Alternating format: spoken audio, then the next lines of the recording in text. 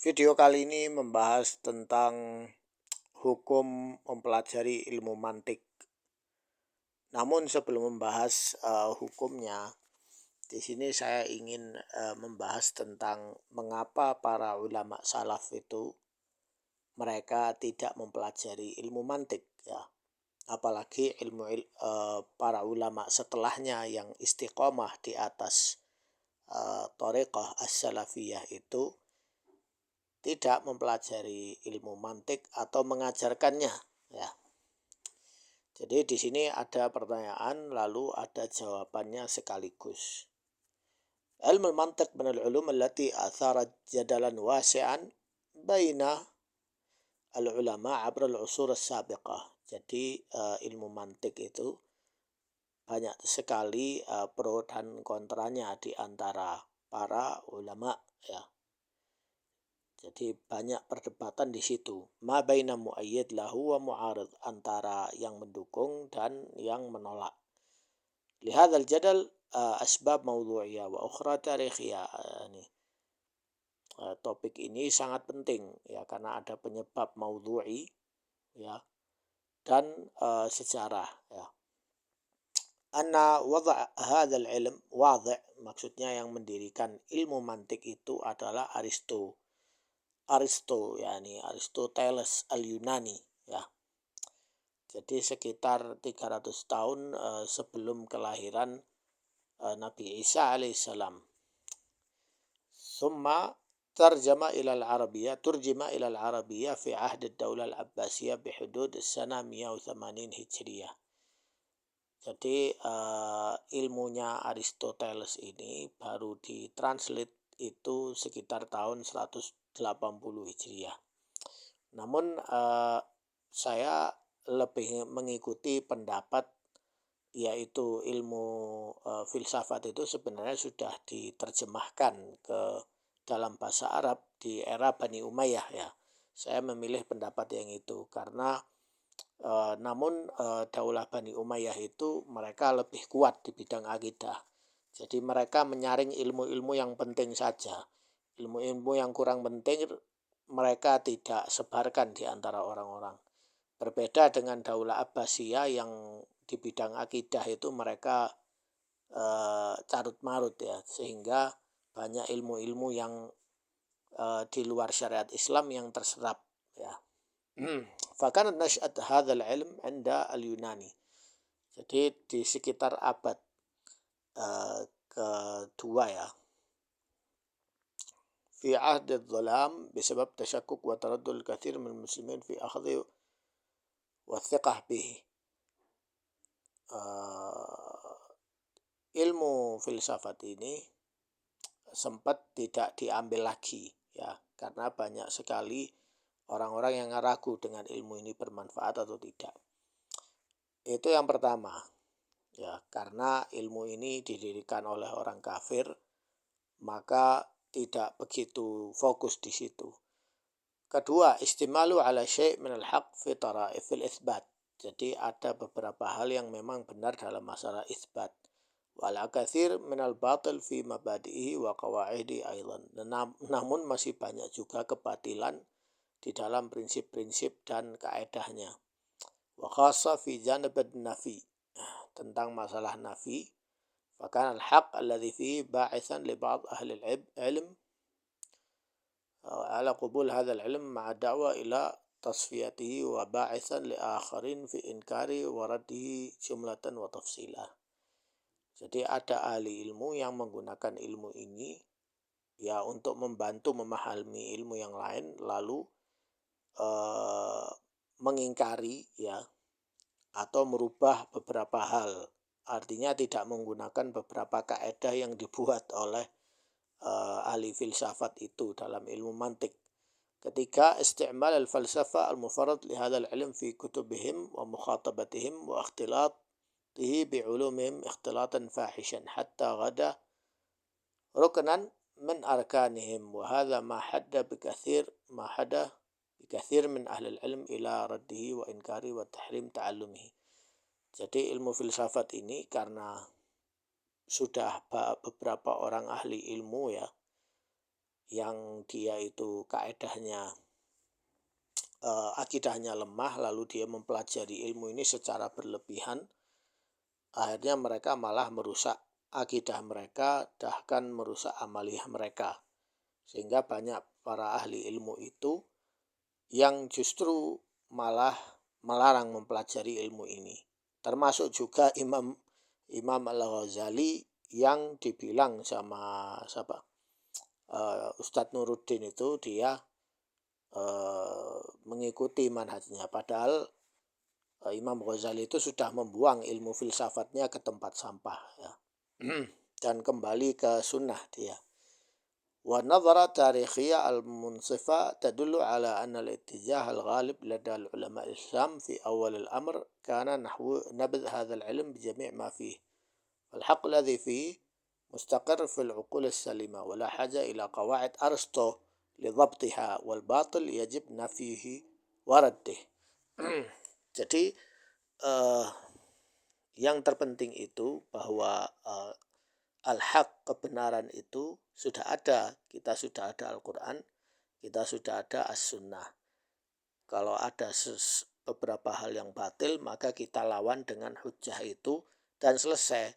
Kita tidak perlu ya kaedahnya Aristo untuk membantah ahlul bid'ah, tidak perlu ya. Justru nanti kita munyer-munyer sendiri ya. Baik. Hatta jaa Abu Hamid Al-Ghazali fakana awal man adkhal mantiq fi ilmi usul al-fiqh. Kemudian datang Abu Hamid Al-Ghazali yang dipuji-puji oleh Ustadz Nuruddin. Dia orang yang pertama kali memasukkan ilmu mantiq ke dalam usul fiqh. Wa syarahahu fi muqaddimah mutawwalah li kitab Al-Mustasfa fi usul al-fiqh. Wa syakkaka fi ulum man lam yata'allam bihadzal ilm. Kemudian Abu Hamid Al-Ghazali sendiri dia meragukan ya dengan ilmu orang-orang yang tidak mempelajari ilmu mantik ini. Wa in kana qad dzamma al-mantiq fi akhir kutubihi. Namun akhirnya Imam Al-Ghazali sendiri membenci ilmu mantik di buku-buku karangan terakhirnya. Wa ba'dahu intashara wa dha'a fil afaq bainal mutakallimin wal usuliyin. Yaqul Syekhul Islam Ibnu Taimiyah, berkata Syekhul Islam Ibnu Taimiyah. Ya, ini fakta sejarah namun ditutupi sama Ustadz Muhammad Nuruddin, tidak mau dibuka. Ya. Tidak mau dibuka, tidak tahu karena apa, ya tidak ngerti. Mungkin karena kepentingan kelompoknya atau apa, wallahu a'lam. Mazal al-ulama al-muslimin wa a'immatud din yadhummunahu wa yadhummun ahlahu wa yanhauna anhu wa an ahlihi hatta ra'aitu lil mutaakhirin fatiyah fiha khutut jama'ah min a'yan zamanihim min a'imah syafi'iyah wal hanafiyah wa ghairihim fiha kalam azim fi tahrimi wa uquba ahli hatta inna min al-hikayat al-mashhura allati baghlagana أن الشيخ أبا عمرو بن الصلاح أمر بانتزاع مدرسة معروفة من أبي الحسن الأمدي وقال أخذها منه أفضل من أخذ عكا مع أن الأمدي لم يكن أحد في وقته أكثر تبحرا في العلوم الكلامية والفلسفية منه وكان من أحسنهم إسلاما وأمثلهم اعتقادا. Jadi Syekh Abu Amru bin Salah itu merebut sekolahnya Abi Hasan Al-Amadi yang dia itu ahli kalam dan filsafat mantik, walaupun dia itu akidahnya masih tidak parah ya seperti ahli filsafat yang lain, namun banyak para syekh dari Imam Syafi'iyah dan Hanafiyah ya, ini yang seperti saya jelaskan, yang justru malah melarang mempelajari ilmu filsafat dan mantik, bahkan memerangi orang-orang itu. Ini dari ulama Syafi'iyah dan Hanafiyah sendiri loh ya. Ya, bukan kata saya ya. Jadi jangan main lempar ya. Kemudian berkata As-Suyuti, yaqulu As-Suyuti rahimahullah, fanul mantiq fan khabith, madhmum. Jadi bayangkan Imam Suyuti ini ya, enggak tahu ya Suyuti itu Asy'ari atau bukan, wallahu alam. fanul mantiq fan khabith madmum. Jadi ilmu mantik itu ilmu yang jahat dan dibenci. Yuhram al-istighalu bihi, diharamkan untuk menyibukkan diri dengannya. Mabniun ba'd ma fihi 'ala al-qaul bil hubuli alladhi huwa kufur yajurru ila al-falsafah wa zandaqah. Jadi bayangkan As-Suyuti menyebut bahwa al-qaul bil hubuli ya, itu filsafat yang sangat kufur dan menyeret kepada kezindikan. Ini Suyuti yang bilang loh ya, bukan saya. Walaysa lahu thamara diniyah aslan bal wala dunyawiyah. Tidak ada hasil ya, hasil panen yang secara agamis, secara usul dan juga secara duniawi. Nassa ala majmu' ma dzakartuhu a'immatud-din wa ulama asy-syariah. Jadi itulah nas yang dikatakan oleh para a'immah, ahli ilmu agama dan para ulama syariat. Maksudnya ulama fiqih, alul fiqih. Fa awwalu man nassa ala dzalik, yakni mereka yang menaskan, maksudnya keras terhadap ilmu ini, melarang ilmu ini adalah Imam Syafi'i radhiyallahu anhu. Ya. Wa nassa alaihi min ashab Imam al-Haramain. Ya, termasuk Imam Haramain juga. Wal Ghazali fi akhir amrih. Jadi bayangkan Al-Ghazali aja sudah membenci ilmu mantik. Wa ibnu Sabbagh sahib syamil. Ibnu Sabbagh ya, ini juga pengarang kitab Syamil juga melarang ilmu mantik. Wa Ibnul Qushairi. Kemudian wa Nasr al-Maqdisi wal Imad bin Yunus wa hafdahu was Salafi wa Ibnul Bandar wa Ibn Asakir wa Ibnul Athir wa Ibn Salah wa Ibn Abdus Salam wa Abu Syamah wa Nawawi wa Ibn Daqiq al-Aid wal Burhan al-Ju'iri wa Abu Hayyan wa Syaraf ad-Dimyati wa Dhahabi wa Tayyibi wal Malawa wal Asnawi wal Adhra'i wal Wali al-Iraqi wa Syaraf bin al-Muqri wa afta bi Syekhuna Qadhi al-Qudah Syarafuddin al-Munawi wa nassa alaihi min a'immah al-Malikiyah Ibn Abi Zaid sahib al-Risalah wal Qadhi Abu Bakar bin al-Arabi wa Abu Bakar al-Tartushi wa Abu Walid al-Baji wa Abu Talib al-Makki sahib Qut al-Qulub. Jadi Abu Talib al-Makki sendiri melarang ilmu mantik. Wa Abu Hasan bin al-Hisar wa Abu Amir bin al-Rabi' wa Abu Hasan bin Habib wa Abu Habib al-Malaqi wa Ibn al-Munir wa Ibn Rushd wa Ibn Abi Jamrah wa Amma Ahlul Maghrib. Manassa alaihi min a'imah al-Hanafiyah, juga termasuk Imam Abu Hanifah ya.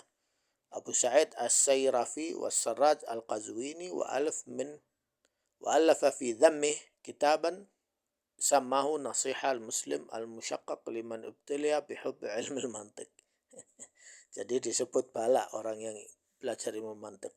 Wa nassa alaihi min a'imma al-Hanabila, dan juga dari Imam Hambali, Ibnul Jauzi wa Sa'aduddin al-Harithi wa Taqiyuddin Ibn Taymiyah wa alafa fi dhammi wa naqadha qawaidu mujallad kabir sammahu Nasiha dhawil iman fi raddi ala mantiq al-Yunan wa qad ikhtasartuhu fi nahwa thalath hajmih wa alafat fi dhamm al-mantiq mujalladat saqat fihi nusus al-a'imah fi dhalik. Jadi para ulama ini melarang ilmu mantik, kenapa? Karena digunakan untuk membela kebid'ahan dan merubah dan menolak juga syariat-syariat yang jelas sahih dari Al-Quran dan As-Sunnah. Wa qawlu hadzal jahil kama ja'a fi su'al al-muwajjih ilaih innal mantiq farad ain ala kulli muslim. Jadi mempelajari ilmu mantik itu adalah kewajiban bagi setiap muslim. Ya, ini termasuk orang yang jahil ya, yang bertanya tentang hal seperti ini. Inna ilmu tafsir wal hadith wal fiqh allati hiya asyraful ulum laisat farad ain bil ijma'. Jadi Syekh ini berkata bahwa ilmu tafsir, ilmu hadith, ilmu fiqh yang termasuk ilmu-ilmu yang paling utama tidak termasuk ke dalam fardu ain. mempelajari ilmu-ilmu tadi itu bukan termasuk fardu ain sesuai dengan ijma'. Bal hiya fardhu kifayah. Jadi ilmu-ilmu tersebut adalah fardu kifayah, ya. Fa kaifa yazidul mantiq 'alaiha? Bagaimana kok ilmu mantik ini disebut lebih fardu daripada yang fardu kifayah, yaitu fardu ain, ya. Fal qa'il hadzal kalam imma kafir au mubtadi' au ma'tuh la yu'qal. Jadi orang yang berkata seperti ini bahwa mempelajari ilmu mantik itu fardu ain adalah orang, mungkin dia kafir atau ahlul bid'ah atau ya dia orang yang dungu. Sesungguhnya kemudian beliau berkata, inna tauhidullah mutawaqqif ala ma'rifatih. Jadi kalau ilmu tauhid itu jelas wajib, ya, harus setiap muslim itu tahu, ya. Min akdzabil kadzib wa ablaghal iftira wa yulzam alaihi takfir ghalibul muslimin al-maqtu' bi islamih. Jadi orang yang berkata bahwa ilmu tauhid itu mutawaqqif ala ma'rifatih, jadi maksudnya tidak perlu dilanjutkan mempelajari ilmu tauhid itu, maka itu termasuk orang-orang yang berdusta. Karena ilmu tauhid jauh lebih diutamakan. Walaqad tara anna al-mantiq fi nafsi haq la dharar fi lam yunfa' fi tauhid aslan. Jadi maksudnya kalau ilmu mantik itu bermanfaat bagi diri sendiri, tidak ada mudarat misalnya, maka tidak bermanfaat bagi ilmu tauhid sendiri, karena ilmu tauhid sendiri tidak perlu menggunakan ilmu mantik untuk memahami tauhid. Wala yadhun annahu yanfa' fihi illa man huwa jahil bil mantiq la ya'rifu. Karena al-mantiq innama barahinu ala al-kulliyat. Wal kulliyat la wujud laha fil kharij wa la tadul ala juz' aslan. Hakadha qara al-muhaqqiqun al-'arifun bil mantiq. Intaha biikhtisar al-hawi lil fatawi. Ini yang berkata siapa? Imam Suyuti, ya. Apakah Ustadz Nuruddin tidak paham Imam Suyuti? Ya silakan buka dan baca bukunya sendiri. Anda nanti akan paham. Jadi kita tidak perlu ilmu mantik atau ilmu filsafat. Kemudian di sini Syekh juga berkata, Syekh yang punya website ini, ya. ولكن ذلك كله لا يمنع أن يدرس طالب العلم المتخصص قواعد المنطق من كتب أهله كي يطلع على طرائق هذا العلم ويتعرف إلى منهج أهله فيكون على بصيرة من اصطلاحات القوم وأساليبهم فلا يقع في مغالطات بعضهم وينتبه إلى ما عندهم من الحق فيعرضه بطريقته المعتدلة فيجمع بين العلوم النافعة وينتبه إلى العلوم الضارة ويستعين على ذلك بالله تعالى أولا ثم بأهل العلم الراسخين الذين مارسوا هذا العلم وخبروا ما فيه من حق وباطل كشيخ الإسلام ابن تيمية والعلامة محمد الأمين الشنقيطي حيث ألف الأخير كتابا في قواعد هذا العلم صفه من الدخل والغلط الذي راجع على الكثيرين. Jadi itu bukan berarti kalau ilmu mantik itu beberapa ulama yang melarang ilmu mantik ini bukan berarti kita tidak perlu membaca ilmu mantik. Ya, kita tetap perlu membaca ilmu mantik, tapi dengan hati-hati dan kita juga rujuk kepada ahlul ilmi yang tahu mana manhaj yang benar yang tidak bertentangan dengan syariat Islam, ya. Jadi kita menggunakan ilmu mantik itu bukan sebagai dasar utama memahami syariat Islam, tetapi untuk kita memahami bagaimana ahlul batil itu menggunakan mantik untuk melawan syariat Islam. Ya, ini terjemahan saya secara ringkas, ya, supaya kalian tahu gitu. Berkata Al-Imam Al-Alama Muhammad Amin Asy-Shinqiti rahimahullah, walamma kana minal mutawaqqi' an yuwajih ad-du'a ila al-haqqi du'atan ila al-batil mudallilin yujadiluna li shibh falsafiyah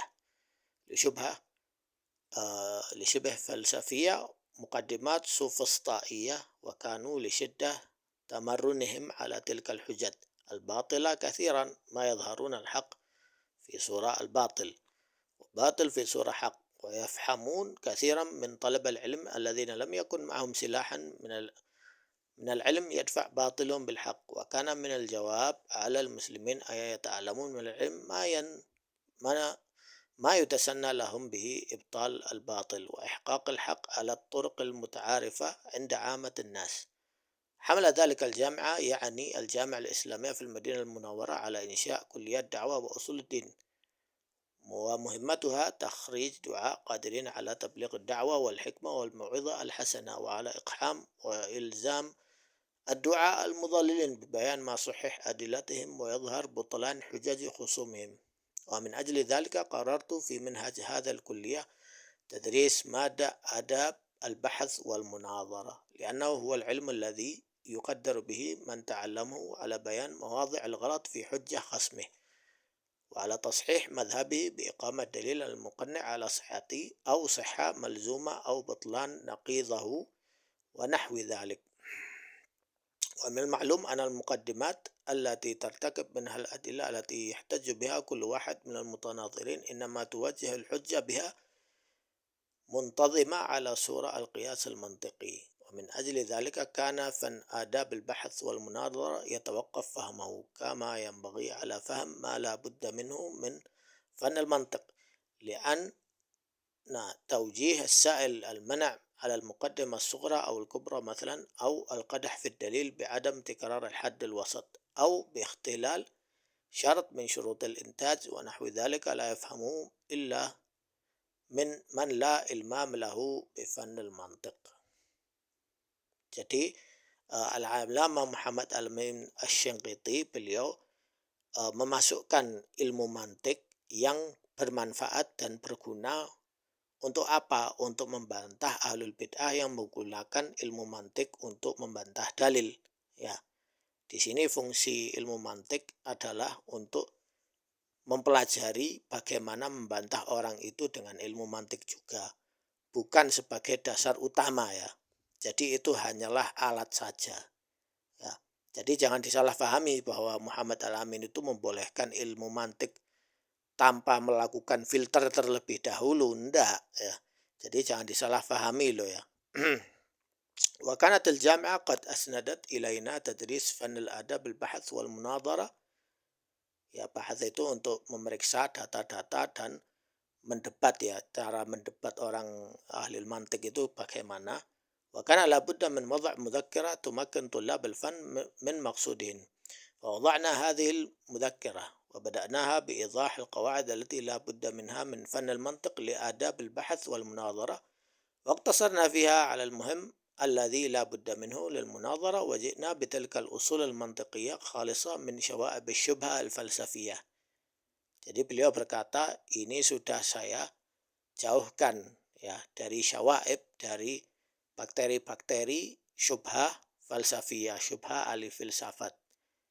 Jadi saya gunakan ilmu ini, saya ambil positifnya yang sudah saya sterilkan untuk membantah perkataan mereka yang batil itu. Fiha an-naf' alladhi la yukhalituhu darar albatta li'anha min alladhi khallasahu ulama al-islam min syawaib al-falsafah kama qala syekh masyayikhna wa ibn ammina al-Mukhtar bin Bunah syarh al-alfiyah wal jami' maha alfiyah ukhra min nazmah takmilan lil faedah fi nazamahu fi fan al-mantiq. Jadi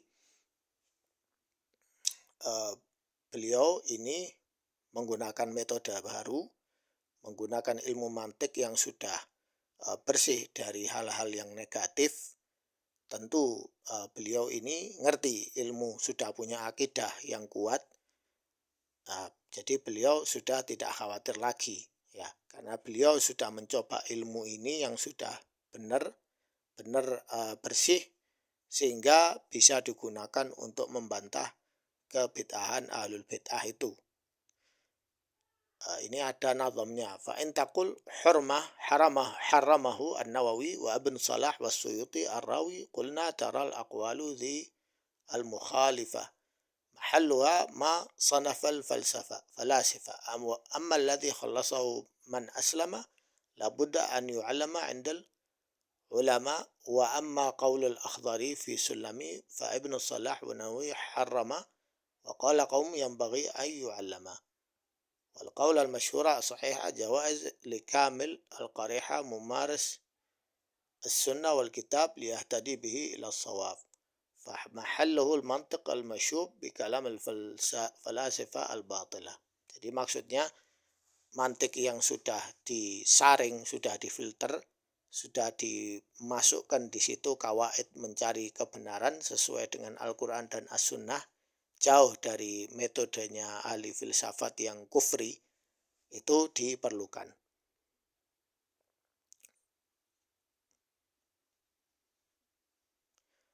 Kemudian di sini saya lanjut ya. ومن المعلوم أن فن المنطق منذ الترجمة من اللغة اليونانية إلى اللغة العربية في أيام المأمون di zaman Khalifah Al-Ma'mun ya.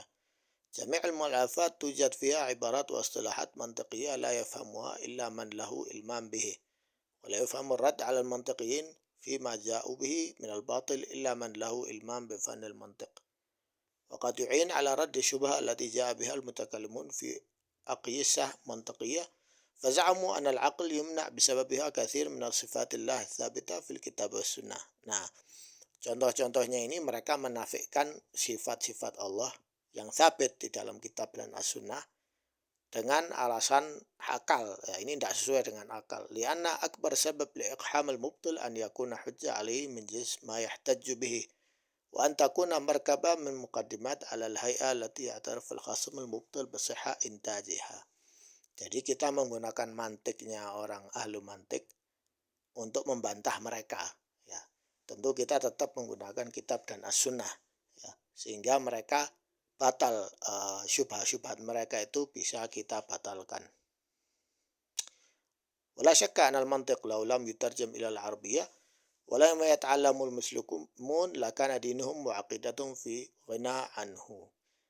Jadi kalau seandainya ilmu mantik ini tidak diterjemahkan ke bahasa Arab, maka ahli ilmu muslimin tidak perlu mempelajari akidah ini dan tidak membutuhkan mantik itu, ilmu itu, karena sudah ada kitab dan as-sunnah.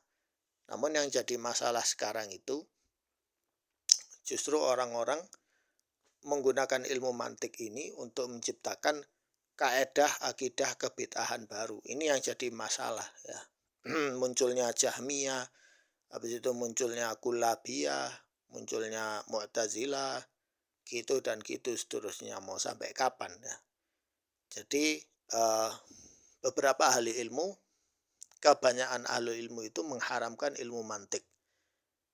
Sebagian ahli ilmu membolehkan dengan syarat, dan syaratnya itu orangnya sudah harus punya dasar yang kuat. Kalau dasarnya tidak kuat, akidahnya masih tipis ya, tidak paham kesunahan yang sebenarnya, bingung, nggak ngerti, oh Syiah ini ada benernya, oh Syiah ini nggak ada yang moderat, nah ini kacau ini. Lalu dia belajar ilmu mantik, ya sudah tambah kacau, habis yes. Akidahnya rusak, manhajnya rusak ya. Jadi ini penjelasan dari saya, nukil dari website ini ya. Nanti bisa diakses, bisa ditranslate sendiri. Sekian, semoga bermanfaat.